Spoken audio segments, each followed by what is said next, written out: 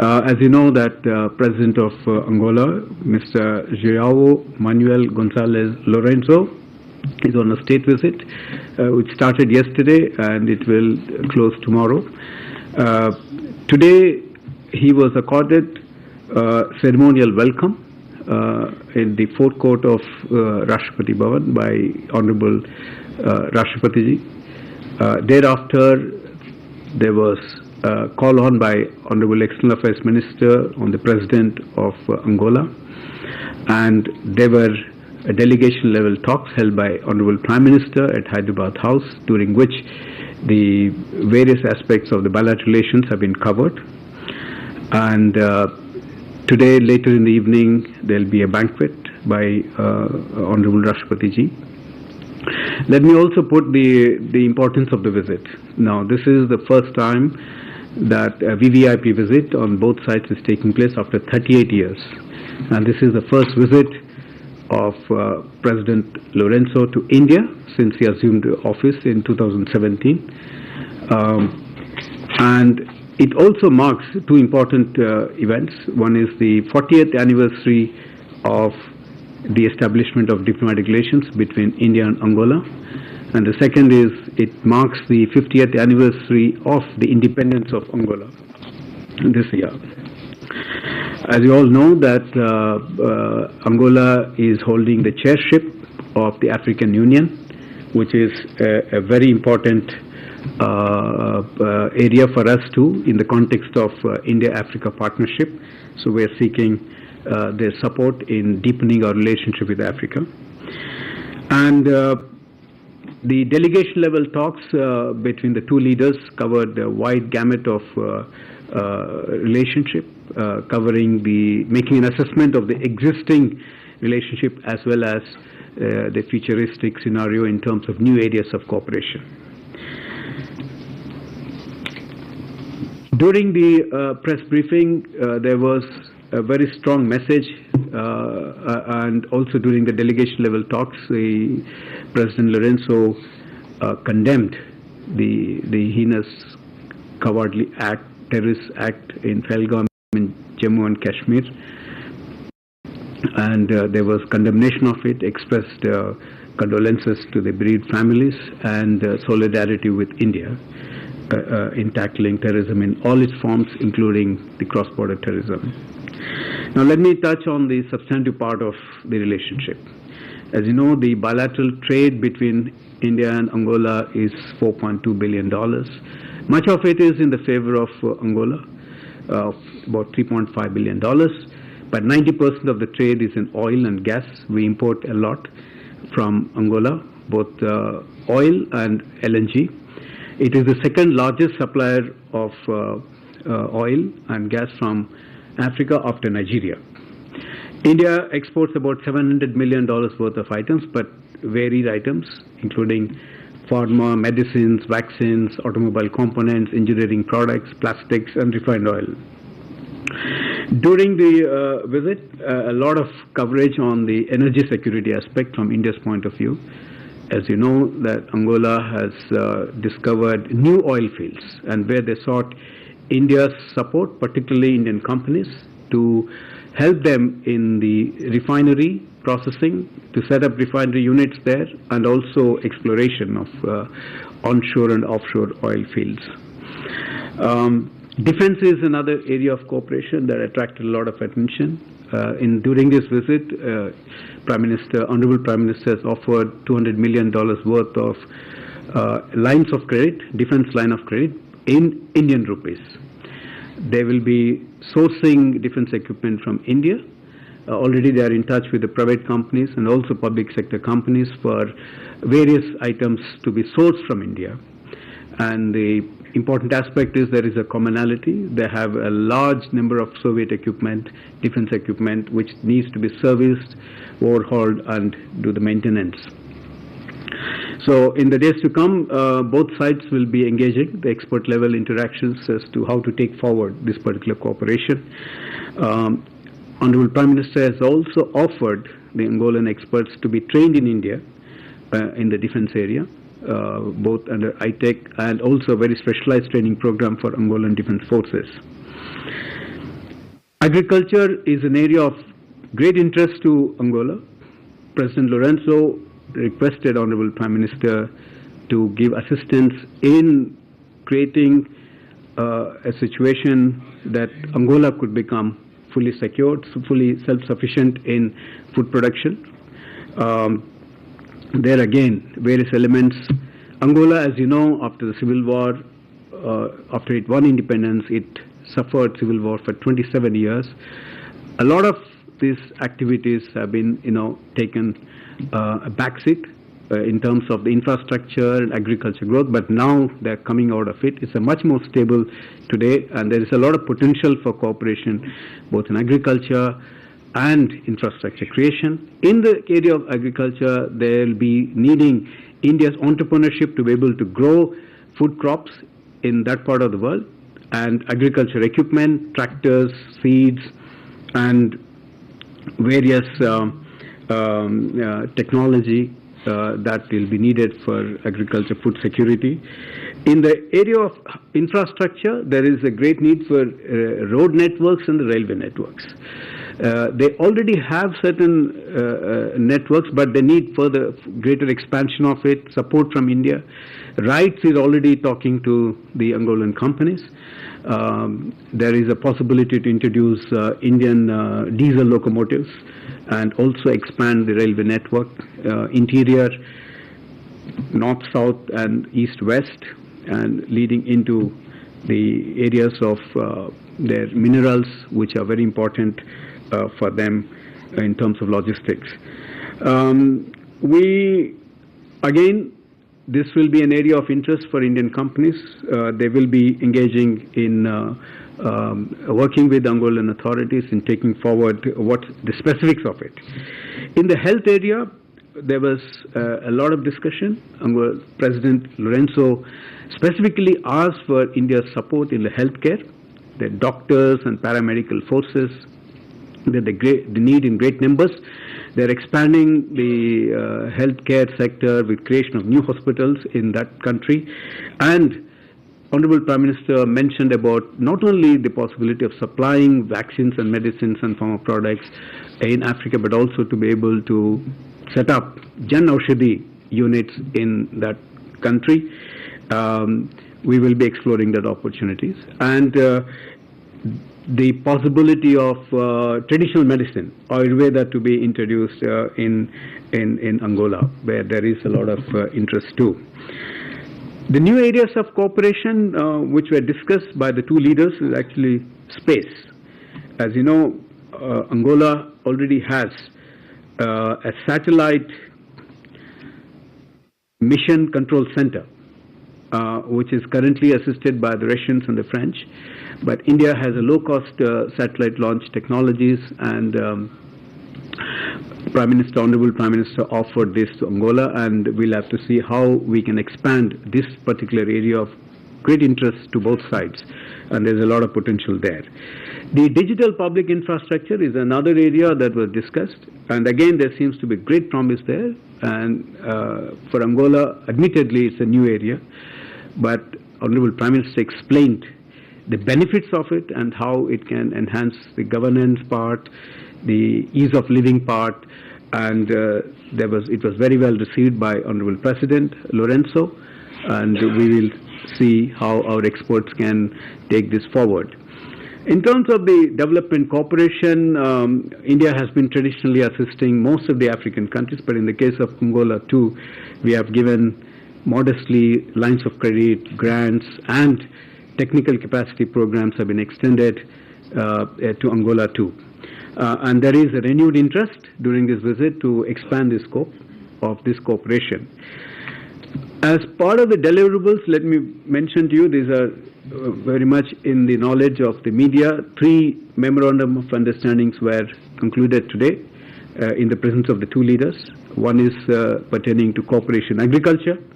The second is cultural cooperation, and the third is in the area of traditional medicine and Ayurveda.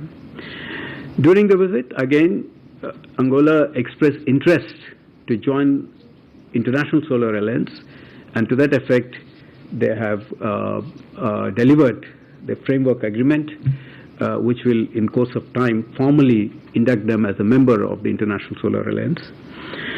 In the context of the African Union, as you know, Angola is currently the chairship holding of the African Union, and we are very keen to hold the next edition of the India-Africa Forum Summit, which is the 4th edition. We have to explore mutually convenient dates for both sides, but President Lourenço assured us that during his chairship he will be able to work with other leaders to ensure that the summit takes place, and we will have to again look at convenient dates. He also mentioned about the rise of India and how it can play in the context of not just Angola but also Africa, as India and Africa to playing a stronger role, a dynamic role, and a facilitating role in the global south. And Africa is the core of the global south, and that's where he sees a great interest. And taking that forward further, the rise of India, Honorable President Lourenço also mentioned about India playing a greater role in the world context, and he sees a great role internationally, particularly in the UN system, the reform of the UN. Both have collective interest to ensure that the reform takes place effectively and reflects the contemporary realities. And in that context, he mentioned about India's role in the UN Security Council as well. Well, lastly, let me also mention that there are about 8,000 Indians, diaspora, strong diaspora in Angola, quite extensively spread out in various activities, both professionals, traders, and retail network, businesses, and successfully contributing to the economy of Angola. So I pause here, friends, and if there are any questions, I'll be happy to take, or my colleagues could also support me in answering those questions. Thank you very much. Good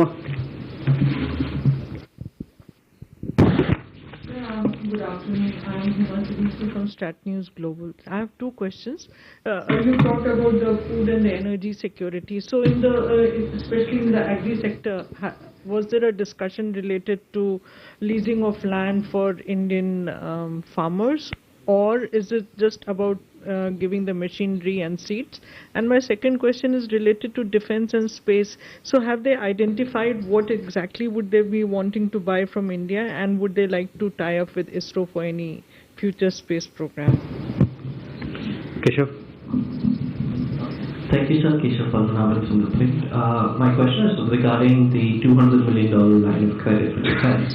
I just want to understand, when you say they're looking to source, what are the kinds of partnerships that they're looking to source when it comes to defense from India? Have they identified particular parts of the defense partnership that they want to engage and expand in? And secondly, was there any discussions on, helping them when it comes to other forms of security partnerships? Were there conversations on sort of counter-terrorism? Was there cybersecurity?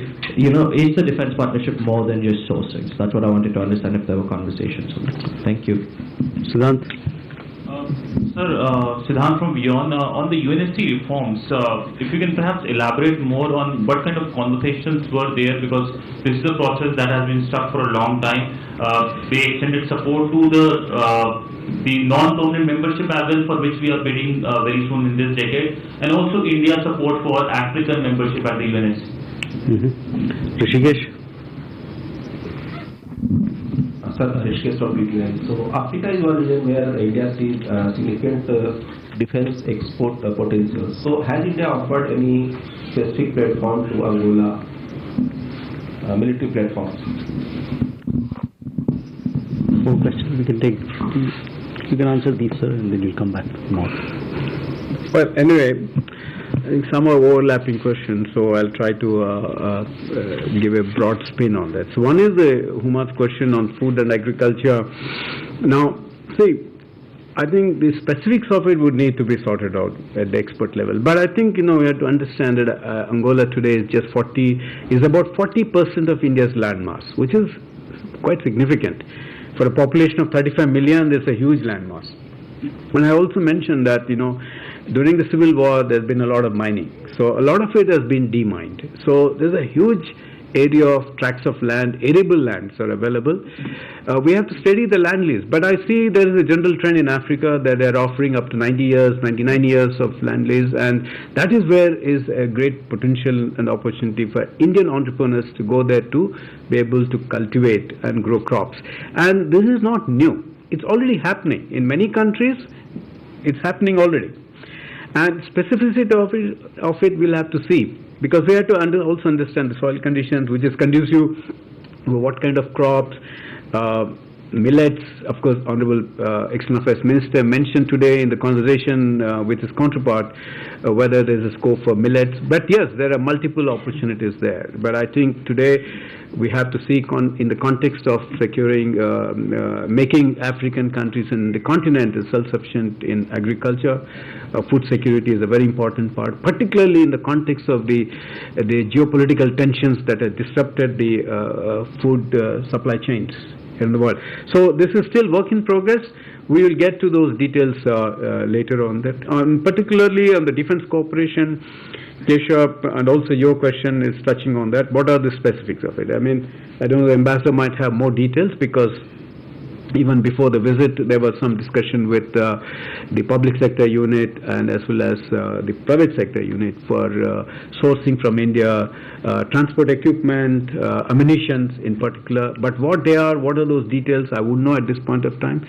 Honorable President in particular mentioned that they have Russian aircraft called the Sukhoi 30. When they need India's help in both the overhaul, spares, maintenance, and servicing part of it. So this is again ongoing. We will get into details in course of time. On the UNSC reforms, again we have to understand, no African leader can come out and say exactly what they feel about UN Security Council reform. But UN reform in general is a collective interest, because it doesn't reflect the contemporary realities of the 21st century. But on the specificities of the UN Security Council, we have to understand that Africa has a position called the Esselweini Consensus, where the African candidates' candidature for the UNSC will be decided by the group. But we are appreciative of the fact that President Lourenço has mentioned about India playing a greater role in the UN systems and also in the UN Security Council. That has come out very clearly today. Military cooperation that going beyond defense, I think one is in the capacity building, but in terms of the cyber security, again, we haven't gone into those details. Perhaps Angola is not so intensely into the cyber security aspects of it, but they are sympathetic to war in terms of terrorism, the disruption that is happening, and they are quite aware of the fact that the civil war has affected them and it disrupted their societies as well. So there is a scope for military cooperation, but we'll have to see how far and to what dimension, at what level it can take place. Maybe I'll request our ambassador if he has anything to add on the specific question. There was a discussion during the meeting between the Honorable Prime Minister and the President on the possible areas of capacity building and training, and the Honorable Prime Minister offered specific courses on counter-terrorism, cybersecurity, etc. But as Secretary mentioned, we need to work out the further details of it. As far as India is concerned, I think we would be far more willing to encompass as many areas in this domain, depending on our priorities as well as Africa's priorities, and therefore this is an evolving situation. Okay. Swasti. Secretary, this is Hasini Heather from The Hindu. You had mentioned that President Lourenço condemned the Pahalgam attack and also has offered support to India for its actions against terrorism and cross-border terrorism. Did he make any statements as the chair of the African Union as well? Because so far we haven't had any statement from the AU per se on this attack. And if I could ask, maybe Additional Secretary could, is there a response to the EU, the UK, the US asking for India and Pakistan to work together to de-escalate tensions at present? Okay, Sachin. Sir मेरा नाम सचिन बुढ़ोरिया है, मेरा सवाल ये है कि infrastructure के ऊपर जब आपकी बात हो रही थी, खासतौर पर रेलवे और रोड के बारे में, तो क्या अंगोला ने किस तरह से हमारी सहायता मांगी है, और रेलवे में क्या मॉडर्नाइजेशन ट्रैक वगैरह और उसका भी पूरा इंफ्रास्ट्रक्चर का, या केवल रोलिंग स्टॉक को लेकर के उन्होंने बात करी थी? सिद्धांत. Hi sir, I'm Siddhant from CNN News 18. So my question is, how does India-Angola relations stand out vis-a-vis Africa? And also if you can shed more details about the cooperation in space. Thank you.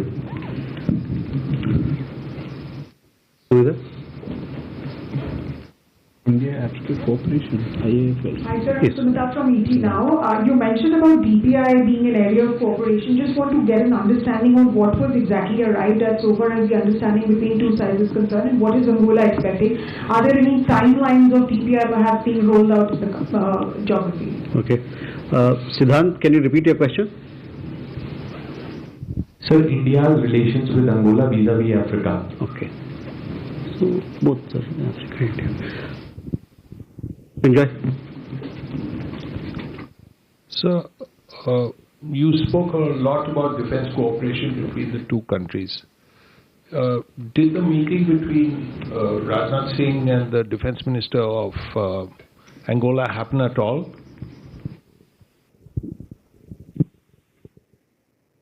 कोई सवाल है नीरज? नमस्कार sir, मैं नीरज प्रभा साक्षी से। Sir, Angola पर जो विदेशी कर्ज है उसमें लगभग 40% चाइनीज है, और वहाँ पर कुछ चाइनीज बैंकों के साथ उनके जो पेमेंट्स के जो समझौते थे वो रद्द भी हुए हैं, उनको दिक्कत भी है। तो आपने जो सहायता की है अंगोला की, क्या उन्हीं प्रयासों में एक और कड़ी उसको माना जाए जिसके तहत संघर्षरत देशों को चाइना अपने कर्ज की जाल में फंसा रहा है और भारत उनकी मदद करता है? दूसरा, आज प्रधानमंत्री जी ने जो अंगोला को डिजास्टर इंफ्रा से या बायोफ्यूल वाला जो हमारा प्लेटफॉर्म है, एक और प्लेटफॉर्म से जुड़ने का जो आह्वान किया है, उस पर अंगोला की क्या प्रतिक्रिया देगी? Yeah, thank you. Well, few questions I'll try and mix up with others. There's common threads here. Suhasini's question on the cross-border terrorism, we haven't yet received the AU statement as such on the recent attack in J&K. But today's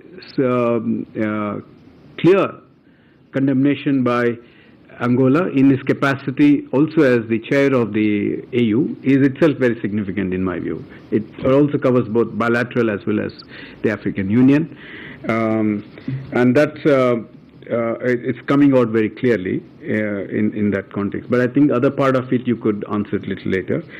In terms of the infrastructure, we have to understand, and as I said, Angola has been behind the curve in terms of infrastructure because of its own past, the civil war and all that.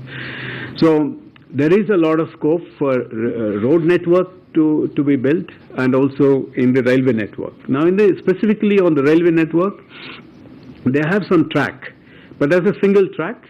But if you have to improve your logistics and also reach up to your critical minerals, mining areas, then you need to have a lot more capacity and a lot more modernization taking place. And that's where India is coming in. RITES is in talks. They're just not talking about rolling stock, but they're also looking at the possibility of expanding the network and also creating modernization there. India-Africa cooperation in the context of both Angola. See, we have to see the relationship of India-Africa in an overall context of the global south as well. Our trade with Africa is about $100 billion.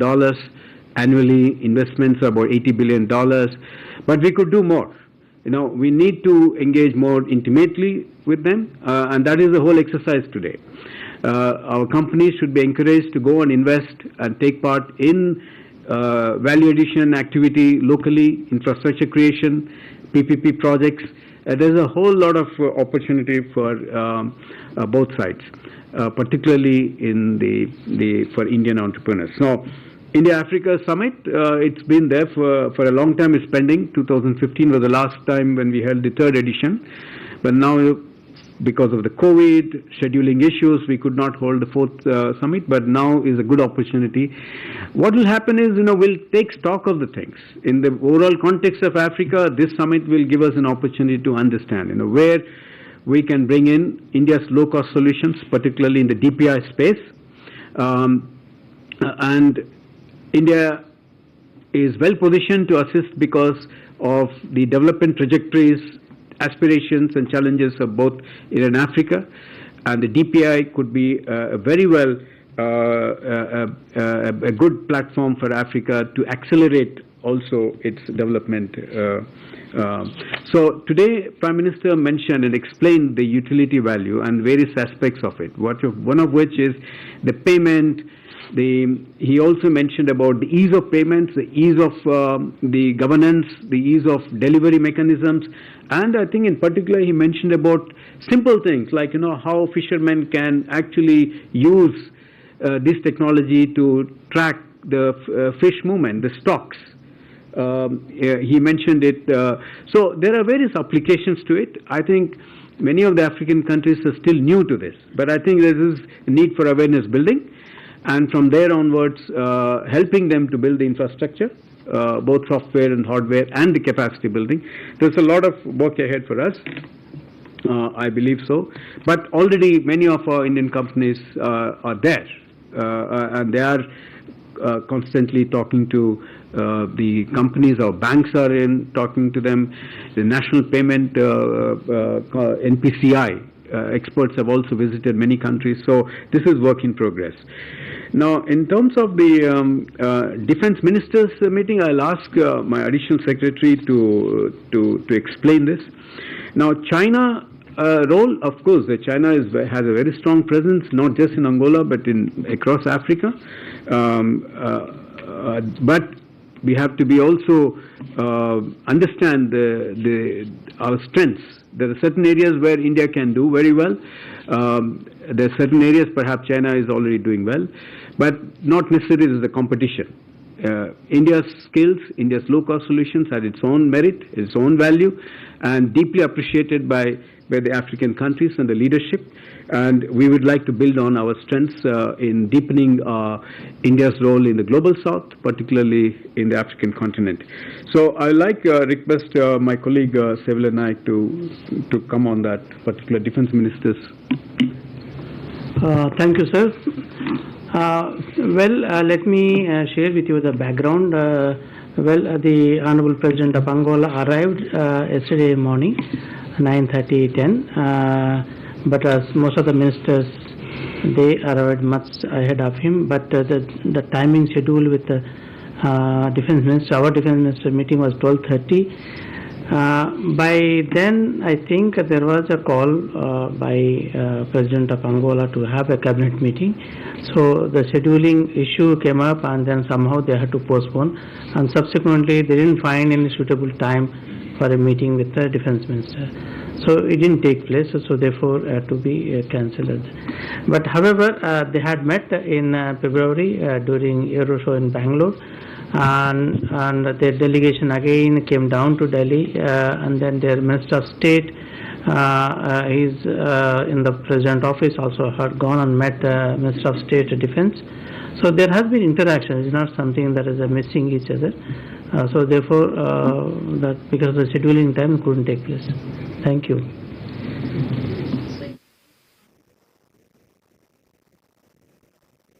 My due apologies on that, but let me explain to you that this is a new area of interest for Angola in particular. They have raised this, the President Lourenço asked Prime Minister for help.